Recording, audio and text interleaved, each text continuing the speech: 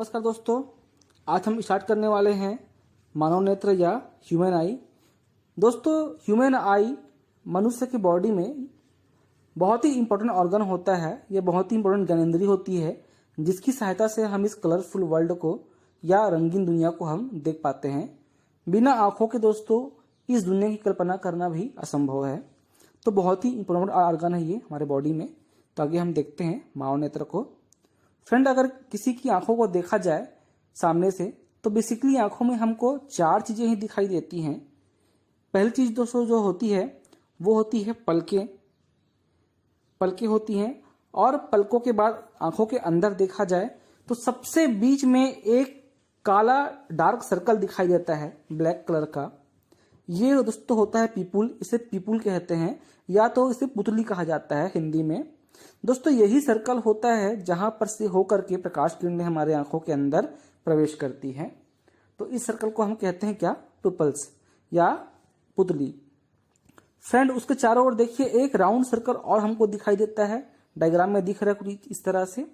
Friend, ये जो circle है इसका कलर अलग अलग व्यक्ति के लिए अलग अलग होता है और इसी से हम डिफाइन करते हैं कि किसकी आंखें किस रंग की हैं।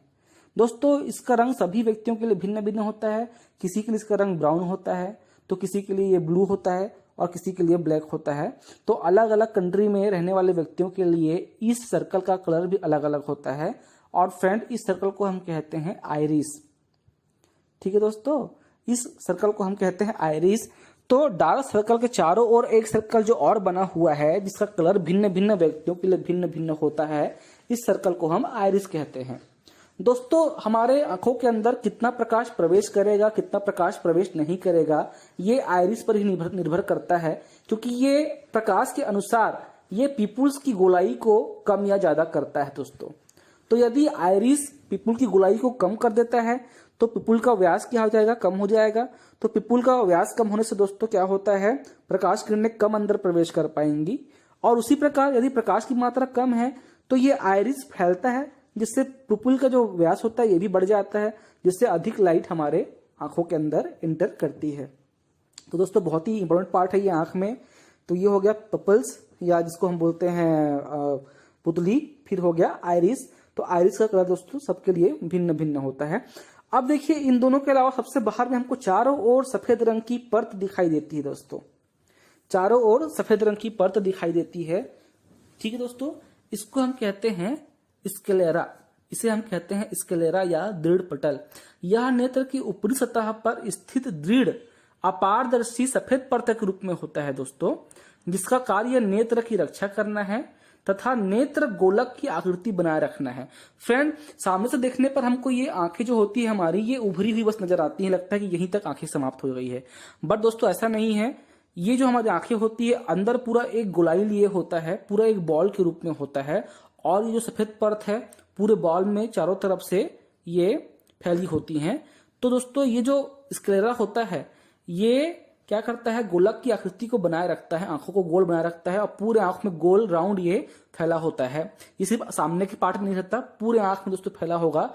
एक्चुअल में आंखों को देखा जाए निकाल के तो आंखें एक गोल गेंद की तरह होती है, व्हाइट कलर की दोस्तों, जो आपको इस डायग्राम में अभी दिखाई देगा जो आपको दिखाने जा रहा हूं। ठीक है फ्रेंड, तो ये सामने से देखने पर आंखों को दोस्तों कुछ कुल मिलाकर चार चीजें हम देख पाते हैं। पलकों को देख पाते हैं, सबसे मिड में जो डार्क सर्कल है पीपुल या पुतली इसे देख पाते हैं, उसके चारों ओर एक और सर्कल है जिसे हम कहते हैं आइरिस। ठीक है, और सबसे बाहर में व्हाइट कलर की क्या है यहाँ पर? अपारदर्शी सफेद परत फैली हुई है जिसे हम कहते हैं स्क्लेरा। ठीक है फ्रेंड, चार चीज देख पाते हैं। दोस्तों ये जो डार्क सर्कल है जिसे हम पीपुल कह रहे हैं और उसके चारों ओर क्या है? आइरिस है। तो ये आइरिस से लेकर डार्क सर्कल को एक पतली परत ट्रांसपेरेंट जो होती है, जो कि पारदर्शी होती है, एक पतली परत इनको ढक के रखा होता है जिसे हम कहते हैं फ्रेंड कॉर्निया।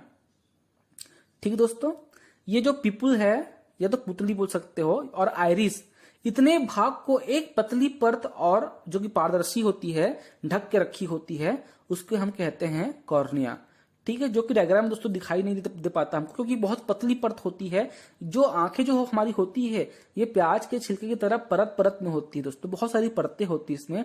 तो इनको जिस प्रकार से मोबाइल में हम टेम्पर्ड ग्लास लगाते हैं मोबाइल की स्क्रीन को सेव करने के लिए, उसी प्रकार आइरिस को और पिपुल को सेव करने के लिए भी एक पतली ट्रांसपेरेंट झिल्ली लगी होती है, जो कि बहुत ही पास नजदीक से सूक्ष्मदर्शी दृष्टि से हमको दिखाई देगा, अदरवाइज दिखाई नहीं दे पाता है। इसको हम कहते हैं फ्रेंड कॉर्निया। और इस कॉर्निया और ये आइरिस और पिपुल, इनके बीच और कॉर्निया के बीच में एक एक्वस लिक्विड भरा होता है फ्रेंड, जिसे हम आंसू या अश्रु कहते हैं। ये खारा होता है, रोने पर यही जो है एक्वस ह्यूमर ये आंखों से बाहर आता है आंसू के रूप में दोस्तों। तो जो कॉर्निया होता है जो कि इनको ढक रहा है, किसे ढक रहा है दोस्तों? पिपुल और आइरिस को ढक रहा है, ठीक है। तो उनको सेव कर रहा है, बचा रहा है और ढक रहा है। तो इस कॉर्निया और इस आइरिस और पिपुल के बीच में बहुत सारा लिक्विड भरा होता है, जिसे हम कहते हैं क्या? एक्वस ह्यूमर, या तो हम उसको आंसू या अश्रु कहते हैं, जो कि दोस्तों खारा होता है। तो दोस्तों ये जो कॉर्निया होता है, तो प्रकाश किरणें जब आंखों में प्रवेश करती हैं, तो प्रकाश किरणें जब कॉर्निया से आंखों में इंटर करती हैं, सबसे पहले प्रकाश किरणें दोस्तों कॉर्निया में ही टकराती हैं, उसके बाद ही वो इंटर करती हैं, फिर पिपुल के द्वारा होते हुए आंखों के अंदर प्रवेश करती हैं। तो फ्रेंड जो कॉर्निया होता है, प्रकाश का मैक्सिमम इंट्रेंस या प्रकाश का मैक्सिमम अपवर्तन कॉर्निया में ही हो जाता है, ठीक है दोस्तों। कॉर्निया और आइरिस के बीच में यहाँ पर क्या भरा हुआ है? लिक्विड भरा हुआ है, जिसे हम एक्वस ह्यूमर कहते हैं। तो प्रकाश किरणें एयर से जब आंखों में प्रवेश करती है तो विरल से सघन माध्यम में प्रवेश करती हैं, तो वो झुक करके चलने लगती हैं और आंखों के अंदर प्रवेश करती है दोस्तों। मतलब कि कॉर्निया में ही मैक्सिमम प्रकाश लाइट्स का बेंडिंग स्टार्ट हो जाता है। मतलब कॉर्निया में ही प्रकाश किरणें क्या हो जाती हैं? झुक जाती हैं या बेंड हो जाती हैं।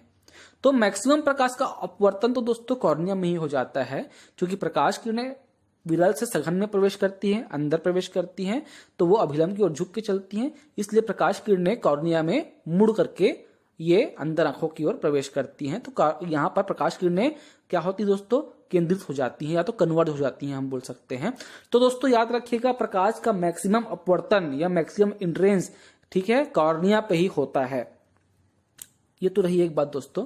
दूसरी बात दोस्तों, हम जब आंखों को दान देने की बात करते हैं तो ऐसा नहीं होता कि पूरी की पूरी आंख या पूरा पूरा बॉल उठा के दान में दे दिया जाता है। ये जो कॉर्निया होता है, ये कॉर्निया को ही दान में दिया जाता है दोस्तों, क्योंकि जब किसी की आंखें खराब होती है तो होता क्या है? कॉर्निया ही खराब होता है।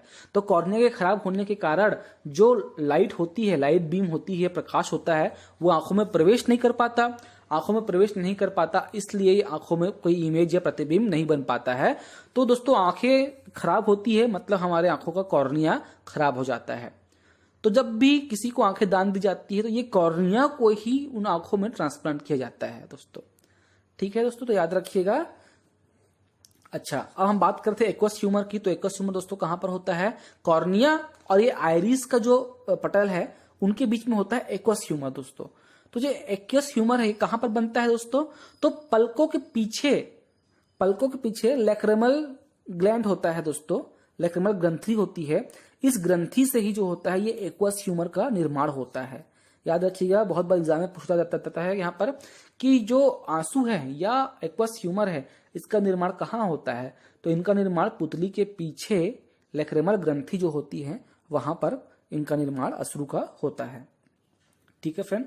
तो आगे डायग्राम में देखिए, यहाँ पर दिखाई दे रहा है कि ये जो आंखें होती है पूरी एक बॉल के रूप में होती है, एक बॉल के रूप में होती है जिसका व्यास लगभग 2.3 सेंटीमीटर होता है। तो फ्रेंड ये जो है ये तो हो गई बाहरी संरचना, जहां पर हम चार चीजों को देख पा रहे हैं, पलकों को देख पा रहे हैं और पुपिल को देख पा रहे हैं, आइरिस को देख पा रहे हैं, स्क्लेरा जो कि सफेद पर चारों ओर फैली हुई है उनको देख पा रहे हैं, ठीक है। आगे हम डायग्राम में देखेंगे कि इसके अंदर और क्या क्या चीजें रहती है। तो दोस्तों हमको मुख्यतः रूप से देखा जाए, सबसे इंपॉर्टेंट पार्ट जो आंखों में दिख रहा है वो है क्या? कॉर्निया, क्योंकि मैक्सिमम प्रकाश का अपवर्तन कहाँ पे होता है? कॉर्निया पे ही होता है, और नेत्रदान के समय कॉर्निया को ही डोनेट किया जाता है। और दोस्तों आंखों का जो रंग होता है भिन्न भिन्न व्यक्तियों के लिए भिन्न भिन्न होता है। तो ये आंखों का रंग किससे डिसाइड करते हैं हम? आइरिस से। ये आइरिस भिन्न भिन्न लोगों के लिए क्या होती है? अलग अलग होती है दोस्तों, ठीक है दोस्तों, तो ये हो गया स्क्लेरा, कॉर्निया, आइरिस और पिपल। अब हम देखते हैं फ्रेंड यहाँ पर नेत्र लेंस। तो दोस्तों यहां तक तो हमने पढ़ा, अभी तक से जो पढ़ा ये आंखों के सामने से देखने पर जो थी आंखों की संरचना वो था। आगे हम देखते हैं यहां पर आंखों के अंदर की संरचना को।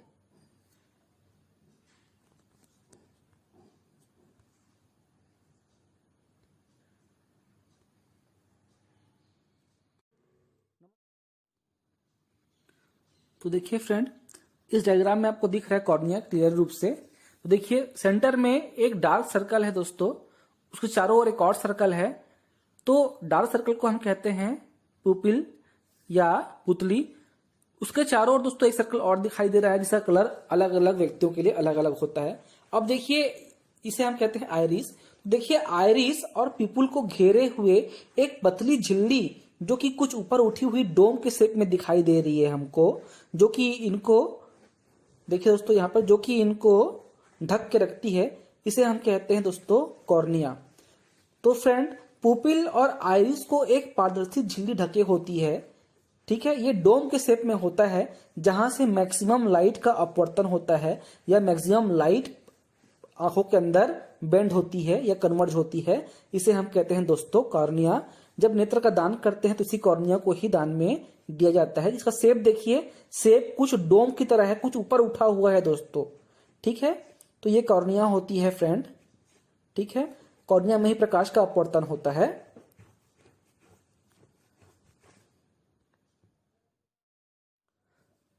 आगे दोस्तों हम रेटिना। अब जैसे हम पढ़ चुके हैं फ्रेंड स्क्लेरा, कार्निया, आइरिस और पुपिल यानी कि पुतली। अब हम देखते हैं अगला हमारा कॉर्निया। अगला पार्ट है जो ह्यूमन आई का वो है लेंस। अगला हम देखते हैं नेत्र लेंस। तो दोस्तों प्रकाश किरणें सर्वप्रथम कॉर्निया में प्रवेश करती हैं। कॉर्निया में प्रकाश का मैक्सिमम अपवर्तन होता है, यानी प्रकाश किरणें कन्वर्ट हो जाती हैं कॉर्निया में ही। इसके बाद ये पुपिल से होते हुए लेंस में प्रवेश करती है।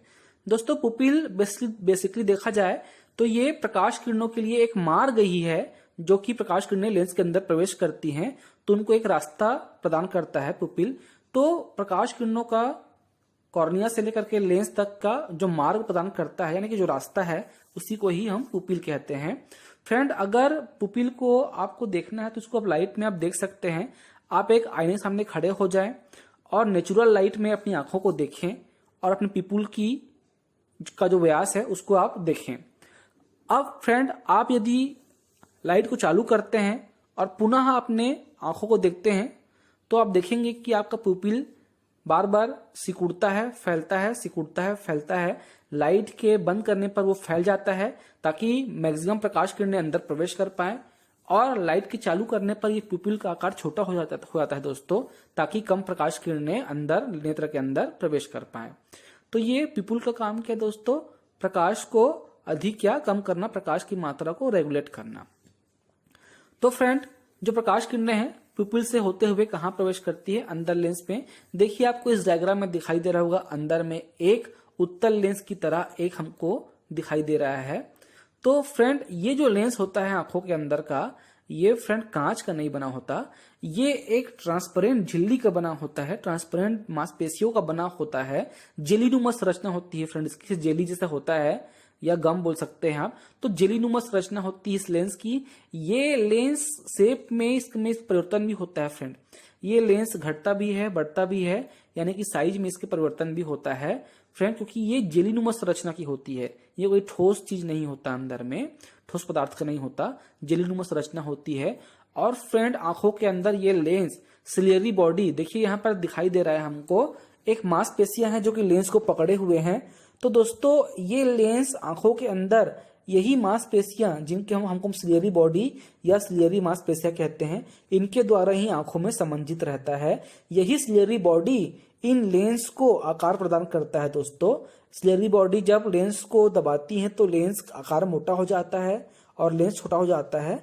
जब ये और फैलती हैं तो लेंस का साइज बढ़ जाता है दोस्तों। तो सिलियरी बॉडी ही लेंस को संबंधित करता है आंखों में, यानी लेंस के आकार का घटना बढ़ना सिलियरी बॉडी के द्वारा होता है।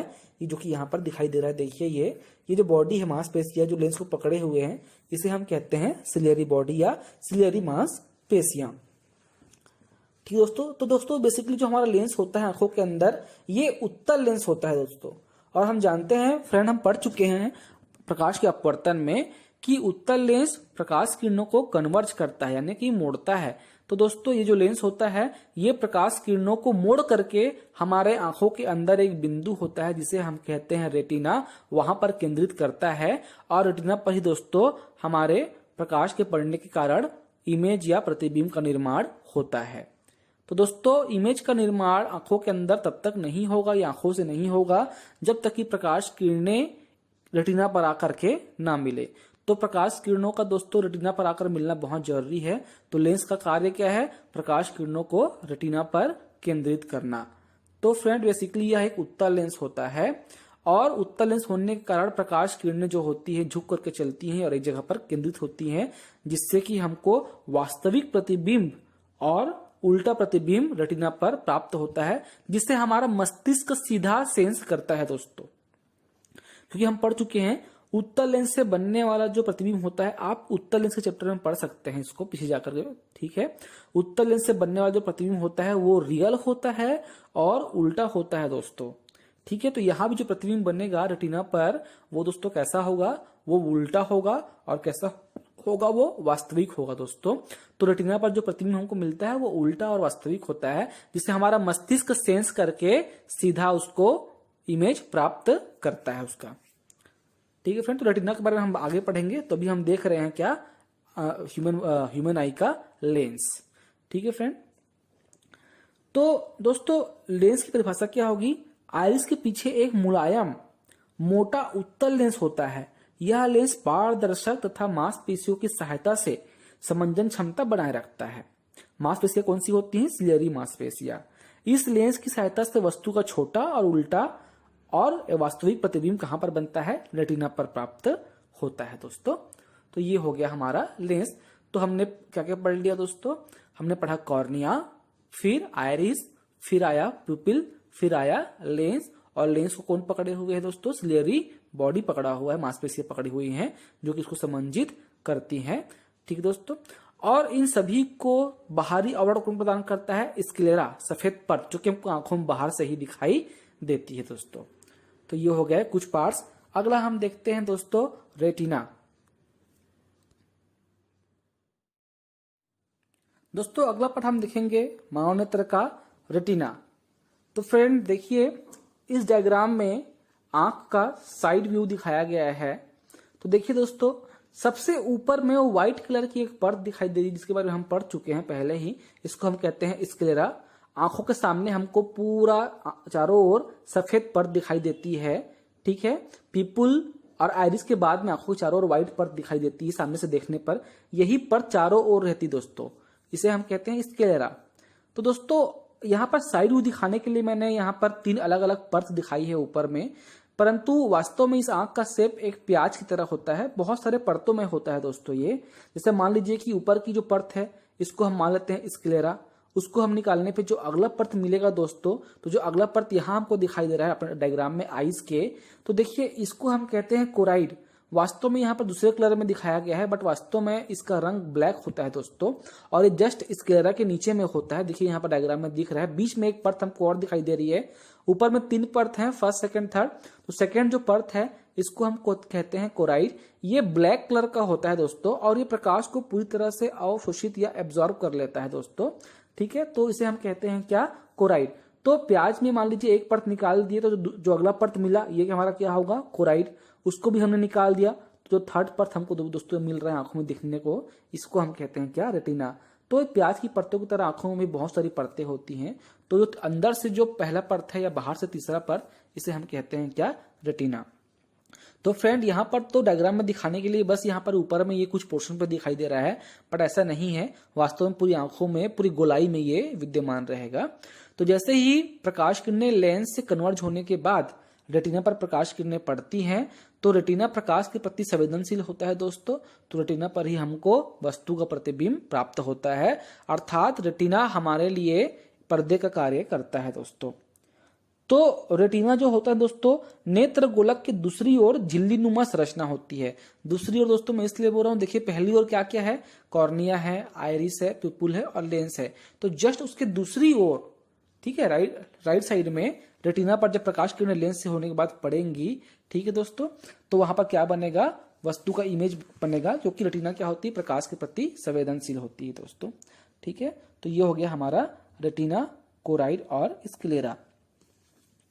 आगे हम देखते हैं दोस्तों ऑप्टिक नर्व और जलीय द्रव।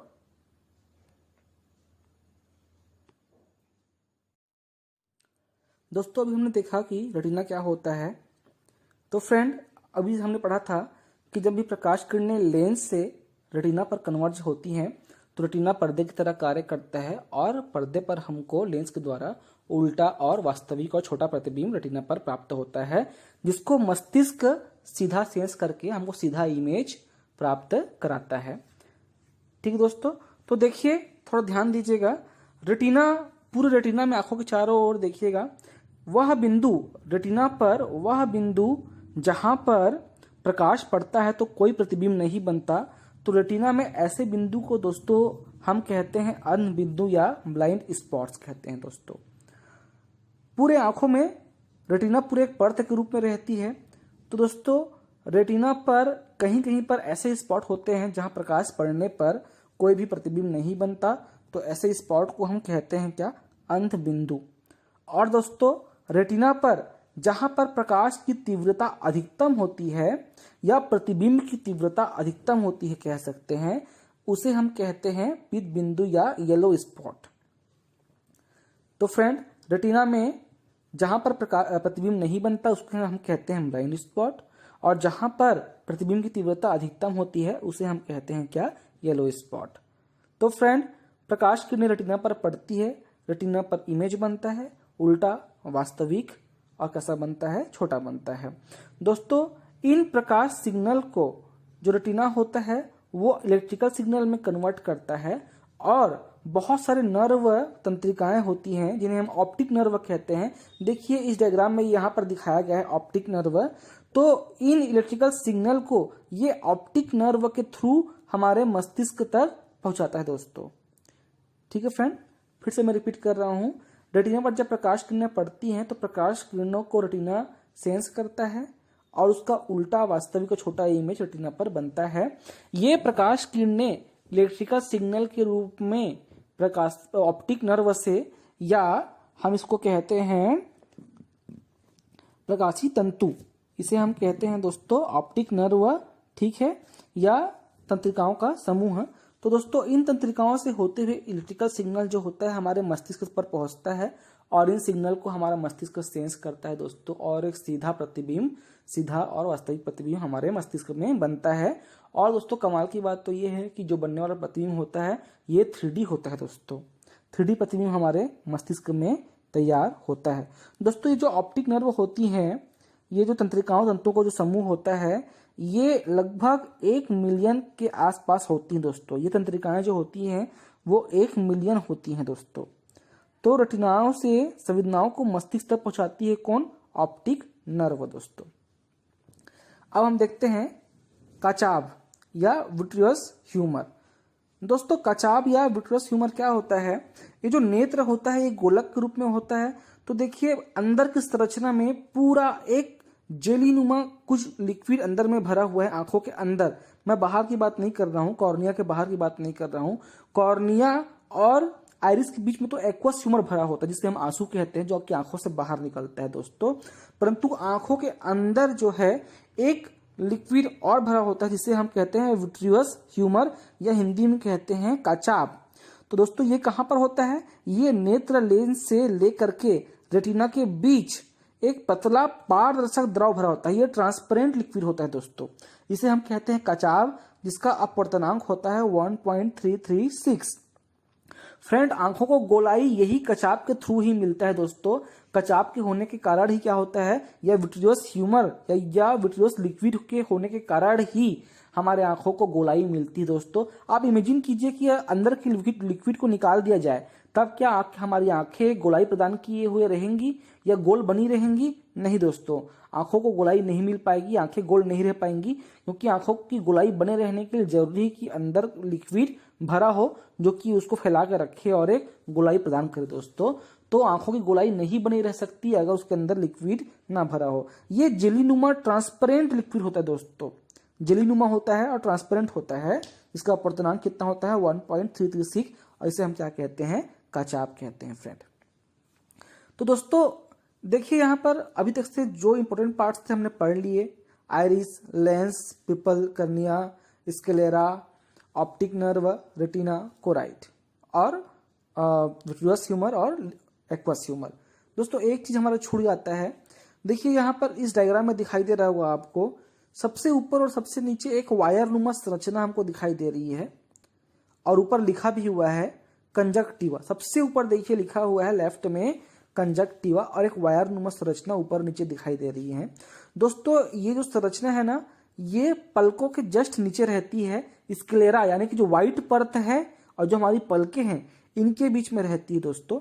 तो जब भी हम अपनी आंखों को मिसते हैं कचरा जाने पर या कुछ चले जाने पर, पदार्थ जाने पर, जब आंखों को हम रगड़ते हैं तो आंखें दोस्तों लाल हो जाती है। तो आंखों के लाल होने का कारण यही कंजक्टिवा ही होता है। इस कंजक्टिवा के कारण ही हमारी आंखें क्या होती हैं? लाल हो जाती हैं। ये कंजक्टिवा पलकों के जस्ट पीछे रहता है दोस्तों और स्क्लेरा के बीच में रहता है।